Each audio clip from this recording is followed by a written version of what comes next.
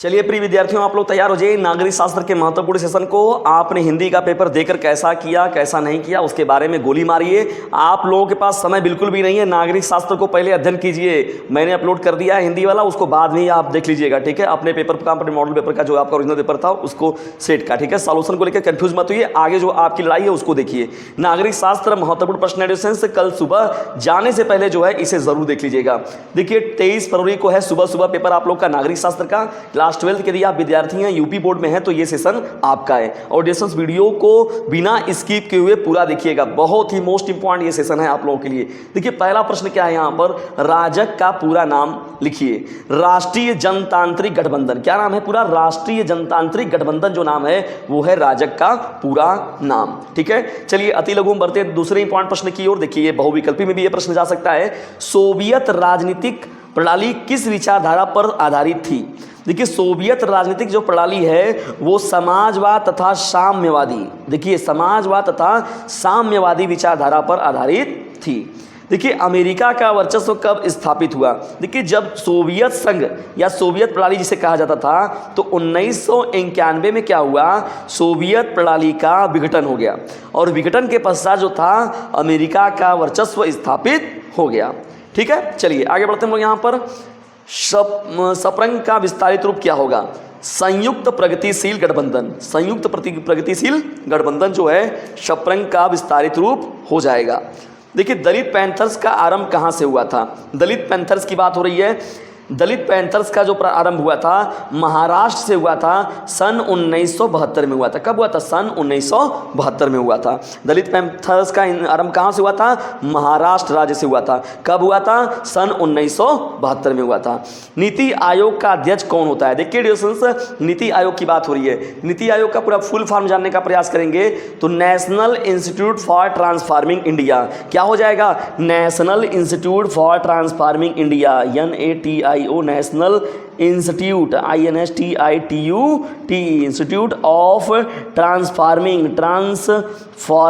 ठीक है ना, ट्रांसफॉर्मिंग इंडिया हो जाएगा, ठीक है ना, ये हो जाएगा national institute for transforming India ना, फॉर, ठीक है ना, for national institute for transforming India. तो नीति आयोग का पूरा फुल फॉर्म है। देखिए इसे लाया गया था प्रधानमंत्री नरेंद्र मोदी जी के जो कैबिनेट मंत्रालय बना था तब इसे लाया गया था 2014 में। देखिए मोदी जी जब प्रधानमंत्री बने थे तो 2015 में जो है नीति आयोग को लाया गया था। और ये योजना आयोग की जगह पर काम करता है, ठीक है ना। किसकी जगह पर काम करता है? योजना आयोग की जगह पर। तो जैसे योजना आयोग है उसी तरीके से थोड़ा उसी का मॉडिफाइड रूप है जो नीति आयोग है, ठीक है। और नीति आयोग का भी अध्यक्ष जो होता है वो प्रधानमंत्री जी होते हैं। वर्तमान अगर देखा जाए, प्रथम भी अगर कहा जाए आपसे तो माननीय श्री नरेंद्र मोदी जी हैं और वर्तमान भी जो हैं नरेंद्र मोदी जी ही हैं, ठीक है ना। तो वर्तमान जो नीति आयोग के अध्यक्ष हैं वो कौन है? नरेंद्र मोदी जी, ठीक है।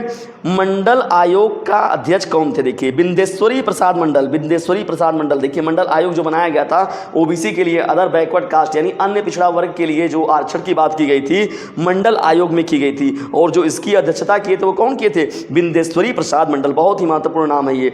मिखाइल गोर्बाचेव कौन थे? मिखाइल गोर्बाचेव कौन थे? बहुत ही मोस्ट इंपॉर्टेंट प्रश्न। मिखाइल गोर्बाचेव जो थे सोवियत संघ या प्रणाली के जो कहा जाए तो अंतिम राष्ट्रपति थे, अंतिम राष्ट्रपति। और जो विघटन हुआ था सोवियत संघ या प्रणाली का तो उसके लिए भी जो है मिखाइल गोर्बाचेव को ही जिम्मेदार माना जाता है। तो मिखाइल गोर्बाचेव कौन थे? बहुत ही महत्वपूर्ण व्यक्ति हैं क्योंकि इन्हीं के समय में जो हुआ सोवियत संघ या प्रणाली का क्या हुआ? विघटन हो गया। तो मिखाइल गोर्बाचेव जो थे वो क्या थे? सोवियत संघ के अंतिम राष्ट्रपति थे। देखिए मित्र राष्ट्र और ध्रुवीय राष्ट्र के प्रमुख देशों के नाम लिखिए। देखिए दोस्तों मित्र राष्ट्रों में अगर बात किया जाए अमेरिका, रूस, फ्रांस और ब्रिटेन। कौन है मित्र राष्ट्रों में? अमेरिका, रूस, फ्रांस और ब्रिटेन की बात हो रही है। जबकि ध्रुवीय राष्ट्रों में अगर बात किया जाए तो जर्मनी, इटली और जापान। देखिए ये जो बहुत महत्वपूर्ण घटना है 1945 में ये समाप्त हुआ था। 6 अगस्त और 9 अगस्त को जो है हिरोशिमा और नागासाकी पर परमाणु बम गिराया गया था अमेरिका के द्वारा जापान पर ना। तो ये बहुत ही महत्वपूर्ण घटना है, इसे भी याद रखिएगा। और मित्र राष्ट्र और ध्रुवीय राष्ट्रों की जो बात की गई है ये भी बहुत ही महत्वपूर्ण है, बार बार प्रश्न पूछा जाता है इससे, ठीक है। द्वितीय विश्व युद्ध के पश्चात विश्व की 2 महाशक्तियां कौन थी? देखिए सोवियत संघ या जैसे हम लोग रूस की बात, देखिए रूस उसमें सबसे महत्वपूर्ण है। रूस हो गया, बेलारूस हो गया, यूक्रेन की इस समय बात देखिए कितने चर्चा में है। रूस यूक्रेन देखिए कितने दिनों से युद्ध चल रहा था उनमें। तो सोवियत संघ या सोवियत प्रणाली की बात हो रही है। और संयुक्त राज्य अमेरिका जिसे यूनाइटेड स्टेट ऑफ अमेरिका भी कहते हैं।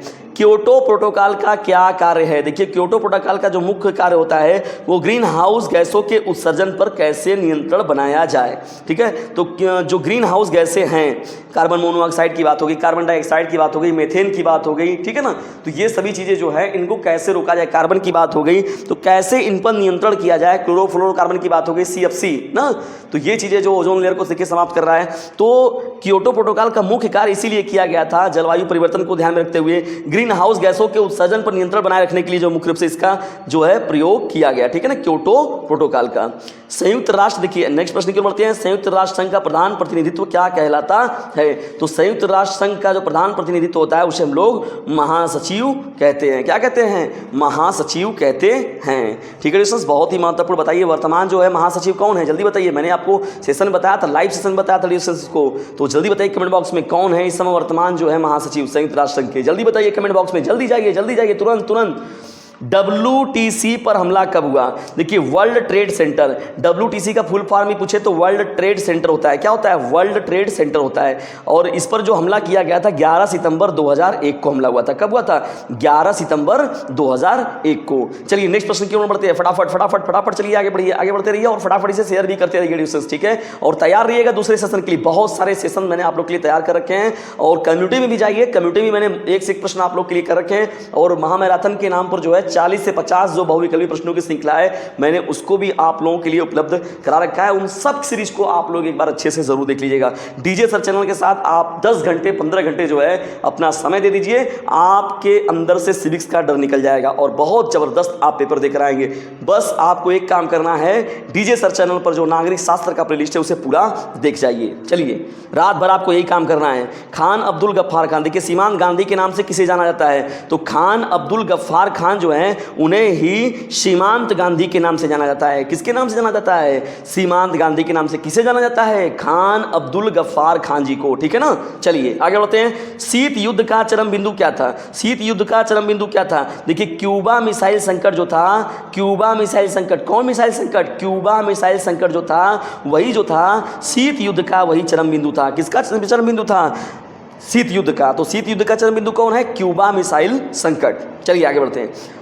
अगले प्रश्न की ओर। भारत में नियोजन के किन्हीं 2 उद्देश्यों का उल्लेख कीजिए। देखिए नियोजन के उद्देश्य जो है, पहला देखिए क्या है? निर्धनता और बेरोजगारी को दूर करना। देखिए बहुत ही महत्वपूर्ण ये पहला कदम है, बहुत ही मोस्ट इंपॉर्टेंट है, बहुत ज़्यादा इसकी ज़रूरत भी है। क्या है? निर्धनता और बेरोजगारी को दूर करना। और दूसरा क्या हो जाएगा? कृषि। भाई जानते हैं कि हम लोग का जो देश भारतवर्ष है वो कृषि प्रधान देश है, तो कृषि एवं उद्योग का विकास करना। देखिए कृषि की बात तो अपनी जगह पर, कृषि में क्या है? तकनीक की विकास करना इसमें। ठीक है ना, और उद्योगों की ज़रूरत तो थोड़ी है ही। ठीक है ना, चलिए आगे बढ़ते हैं हम लोग यहाँ पर। 1960 के दशक में दोनों महाशक्तियों ने कौन कौन से 2 महत्वपूर्ण समझौतों पर हस्ताक्षर किए ना, दिया गया था। तो पहला देखिए महत्वपूर्ण क्या हो जाएगा? परमाणु परीक्षण प्रतिबंध संधि। क्या हो जाएगा? पहला परमाणु परीक्षण प्रतिबंध संधि और दूसरा जो हो जाएगा परमाणु अप्रसार संधि। ठीक है, पहला क्या हो जाएगा? परमाणु परीक्षण प्रतिबंध संधि और परमाणु अप्रसार संधि। यदि ज़्यादा नंबर पाने की है इच्छा तो डीजे सर चैनल से जरूर लीजिएगा शिक्षा, इसे कर दीजिएगा अपने क्लासमेट पर शेयर, क्योंकि बोर्ड एग्जामिनेशन है आप सभी लोगों के नियर। चलिए बढ़ते हैं यहाँ पर। आसियान समुदाय के 2 मुख्य अंग कौन से हैं? आसियान सुरक्षा समुदाय। देखिए आसियान सुरक्षा समुदाय, बी जो हो जाएगा यहाँ पर आसियान आर्थिक समुदाय। देखिए आसियान सुरक्षा समुदाय, आसियान आर्थिक समुदाय और साथ ही साथ जो सी हो जाएगा आसियान सामाजिक सांस्कृतिक समुदाय। आसियान सामाजिक सांस्कृतिक समुदाय जो होगा ये भी यहाँ पर आपका हो जाएगा, इसमें आसियान समुदाय के मुख्य अंग हो जाएंगे। चलिए दक्षेश के 2 सदस्य देशों तथा उनकी राजधानियों के नाम बताइए। देखिए दक्षेश में जो देश हैं तो देश भारत जानते हैं कि दक्षिण एशिया के जो महत्वपूर्ण देश हैं वो उसमें शामिल किए गए हैं। देखिए दक्षेश या सार्क की जिससे बात करते हैं तो 2 देश देखिए यहाँ बांग्लादेश, और बांग्लादेश की राजधानी कहाँ है? ढाका। नेपाल, नेपाल की राजधानी कहाँ है? काठमांडू है। ठीक है ना, दोनों को देखिए इसलिए बताया गया क्योंकि बांग्लादेश में जो है इसका नींव रखा गया था, मतलब कि स्टार्ट किया गया था, बनाया गया था इसका, और इसका जो मुख्यालय बनाया गया वो कहाँ बनाया गया? नेपाल के राजधानी काठमांडू बनाया गया। ठीक है ना, तो इस तरीके से थर्ड ईयर आप सभी लोगों के लिए ये नागरिक शास्त्र का मोस्ट इंपॉर्टेंट सेशन, ये सेशन आप लोगों को कैसा लगा कमेंट बॉक्स में जरूर बताइएगा। और यदि वीडियो थोड़ा सा भी आपके लिए हेल्पफुल लगा हो तो प्लीज इसे अपने क्लासमेट पर शेयर जरूर कीजिएगा, क्योंकि आपका थोड़ा सा एक कदम जो है किसी बच्चे का भला कर सकता है, किसी स्टूडेंट फ्रेंड का भला कर सकता है, किसी क्लासमेट का भला कर सकता है, और वो अगर डर में है और वो अगर परेशान है तो वो सिविक्स में अपना बेस्ट अपना देकर आएगा। ठीक है डिस्टेंस, तो डीजे सर चैनल के साथ आप पूरी ज़बरदस्त तरीके से तैयारी कीजिए, और जितने भी आप लोगों को प्लेलिस्ट बनाए गए हैं वो नागरिक शास्त्र के पूरे प्लेलिस्ट को जो है रात्रि में ज़बरदस्त तरीके से मेहनत करके जाइएगा। और याद रखिएगा यही रात अंतिम, यही रात भारी, बहुत ही मोस्ट इंपॉर्टेंट है। देखिए सिविक्स में मैं बार बार कहता हूँ आप लोग पहले अध्ययन नहीं करते हैं, देखिए यहाँ पर सिविक्स में ही आपको फंसाया जा रहा है, क्योंकि यहाँ पर समय नहीं दिया गया है और सिविक्स में ही मैक्सिमम बच्चों का बैक लगता है। तो आप लोग ज़बरदस्त तरीके से अपनी स्टडी करके जाइएगा अपने एग्जाम में। बेस्ट ऑफ लक आप सभी लोगों को आपके एग्जाम के लिए।